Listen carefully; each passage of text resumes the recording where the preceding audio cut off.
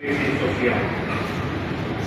Kepada para Bapak Uskup, Imam, Biarawan Biarawati, dan segenap umat beriman Keuskupan Agung Makassar, rahmat dan damai sejahtera dari Allah Bapa serta kasih karunia Tuhan kita Yesus Kristus menjadi harapan dan kegembiraan kita bersama.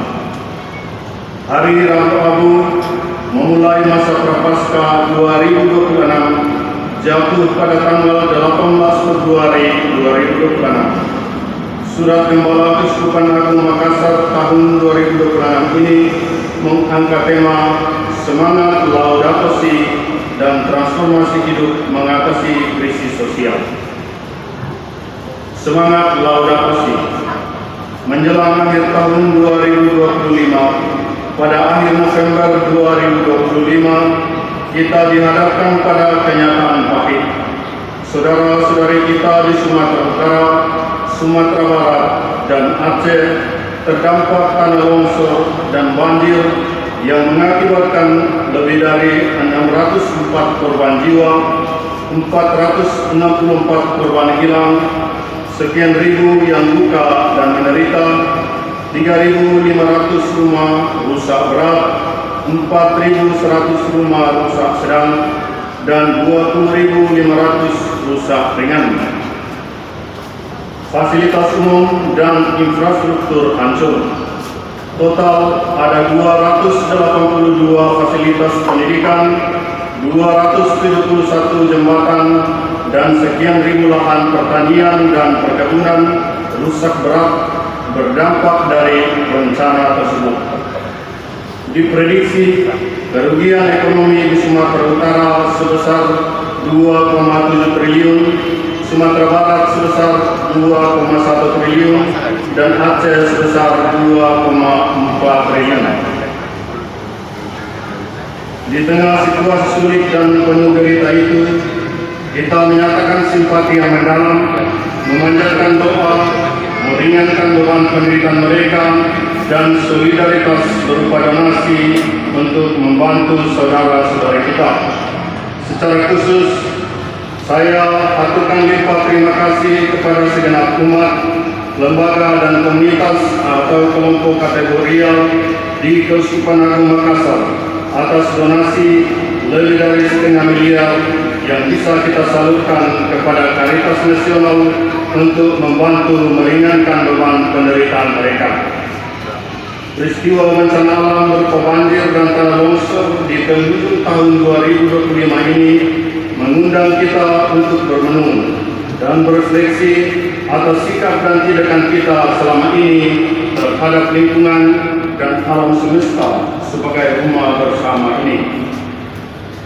Fenomena alam berupa banjir dan tanah longsor seperti yang menimpa Sumatera bagian utara dan barat tentu saja tidak berdiri sendiri, tetapi berkelindan dengan cara kita memperlakukan alam selama ini. Kita diajak bermenung, berserah diri sepenuhnya pada Allah yang Maha Kuasa, seraya introspeksi diri atas semua sikap dan perilaku kita selama ini. Mungkin kita lalai menjaga dan merawat alam ciptaan ini sebagai rumah kita bersama. Mungkin kita abai sehingga teledor merusak hidup pertiwi ini. Kini tiba saatnya untuk berefleksi dan menentukan langkah untuk bertobat, memperbaharui diri, mengubah kelakuan kita, khususnya kerelaan dan keberanian menjaga, merawat, dan mencintai lingkungan sekitar, alam ciptaan, hutan, sungai, laut, selokan, dan pekarangan rumah kita masing-masing. Sampah tidak kita biarkan berserakan di mana-mana, tetapi kita ubah sampah menjadi berkat.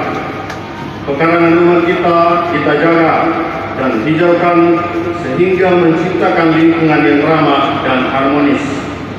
Hutan jangan kita gunduli, sungai dan laut jangan kita cemari, tetapi kita jaga dan pelihara dengan sepenuh hati. Komunitas Laudato Si Chapter Makassar yang dilantik pada perayaan Bunda Maria diangkat ke surga di bumi Raja Wali pada Minggu 10 Agustus 2025 sebagai salah satu langkah di Keuskupan Agung Makassar mewujudkan seruan apostolik Paus Fransiskus dalam ensiklik Laudato Si untuk menjaga dan merawat alam ciptaan ini sebagai rumah bersama. Semoga komunitas Laudato Si terus berkembang dan sampai ke tingkat kefikepan, paroki, stasi, lingkungan, rukun, komunitas-komunitas, dan kelompok basis serta kategorial. Transformasi hidup mengatasi krisis sosial. Situasi global dewasa ini tidaklah baik-baik saja. Konflik dan perang mewarnai berbagai belahan dunia yang menimbulkan ketidakstabilan sosial ekonomi dan menimbulkan berbagai macam krisis. Di tingkat nasional dan lokal, sebagaimana muncul hari-hari belakangan ini, kita dihadapkan pada situasi tidak baik-baik juga. Di tingkat nasional, kita dihadapkan pada berbagai situasi pelik dan ruwet yang membelenggu kehidupan masyarakat, antara lain human trafficking, sikap intoleransi, penyerobotan tanah hak wilayah, tawuran, kekerasan, atau konflik bersenjata, seperti yang terjadi di Papua, telah menimbulkan krisis kemanusiaan. Sementara di tingkat lokal, adanya eksplorasi tambang yang kurang memperhatikan lingkungan hidup, masalah keluarga, yaitu kesetiaan suami istri, pendidikan anak yang berkarakter, dan masalah ekonomi. Dan adanya jumlah komponen atau rumah adat pendukung keluarga yang dirobohkan oleh ekskavator alat berat di Toraja. Peristiwa tersebut kembali menghentakkan kesadaran kita untuk melihat jauh lebih dalam realitas sesungguhnya yang terjadi di tengah masyarakat. Sendi-sendi persaudaraan, kekerabatan, rukun keluarga, dan komunitas masyarakat mengalami keretakan sosial. Nilai luhur persaudaraan dan kekerabatan yang menjadi perekat kuat relasi sosial di tengah masyarakat mengalami dekadensi yang mengkhawatirkan.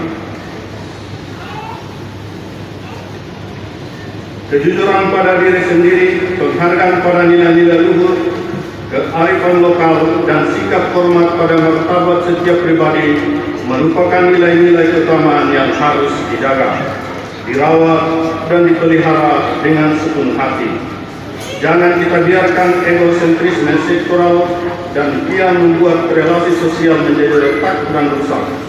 Di tengah situasi sulit dan penuh tantangan, kita terus-menerus dipanggil untuk membawa harapan akan kasih Allah di tengah-tengah masyarakat dunia ini.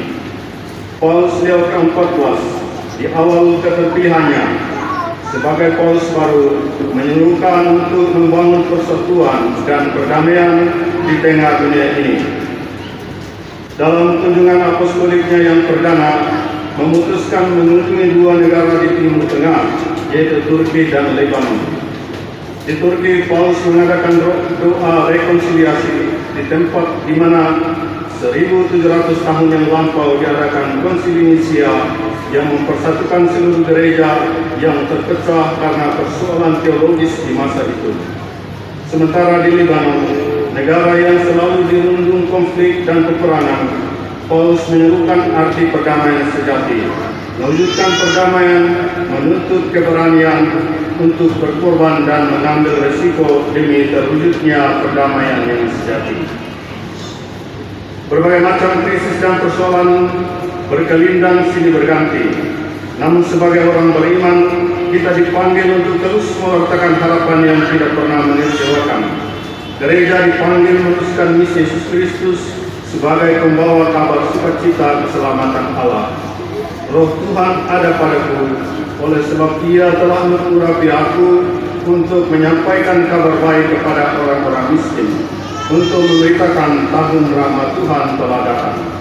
Lukas bab 4 ayat 18 sampai dengan 19. Gereja atau kaum umat beriman harus berani hadir dan menyerukan suara kenabian akan kebenaran dan keadilan di tengah kabut gelap dunia yang selalu dirundung ketidakadilan, kemiskinan yang kuat, krisis lingkungan hidup, dan krisis sosial. akan berdampak paling utama bagi orang miskin yang akan semakin terpuruk dan tak berdaya. Karena itu gereja dipanggil dan diutus untuk hadir sebagaimana diserukan oleh Paus Leo ke-14 dalam surat apostolik di Wacite, Allah telah mengasihi engkau. Kondisi kaum miskin adalah seruan sepanjang sejarah yang senantiasa menantang kehidupan masyarakat, sistem politik dan ekonomi kita, dan tak terkecuali gereja. Wajah-wajah kaum miskin yang terluka, kita melihat penderitaan orang-orang tak berdosa, dan oleh karena itu penderitaan Kristus sendiri ada banyak bentuk kemiskinan, kekurangan sarana kehidupan material, terpinggirkan secara sosial, kemiskinan moral dan spiritual, kemiskinan budaya, mereka yang berada dalam kondisi kelemahan dan kerapuhan pribadi, mereka yang tidak memiliki hak dan kebebasan. Karena itu, kita dipanggil untuk mengupayakan transformasi diri dan transformasi sosial sebagai pertobatan dan tanda kehadiran gereja untuk terus bermisi dalam semangat sinodalitas berjalan bersama. Transformasi diri berarti semakin berakar pada Kristus dan semakin menyerupai Dia dalam pikiran, perkataan, dan perbuatan. Sementara transformasi sosial adalah perjuangan terus-menerus membawa perubahan esensial bagi dunia dan masyarakat menjadi lebih adil, damai, dan sejahtera untuk mewujudkan kebaikan bersama atau unum commune. Saya mengaturkan doa yang tulus untuk saudara-saudari dalam menjalani masa Prapaskah 2026 sebagai masa retret agung. Semoga doa, pantang kuasa, dan amal kasih menjadi buah-buah kebaikan yang tak henti-hentinya kita taburkan dalam kehidupan ini sebagai murid-murid Kristus yang sejati. Tuhan memberkati Anda semua. Makassar, 3 Februari 2026, Fransiskus Nifa.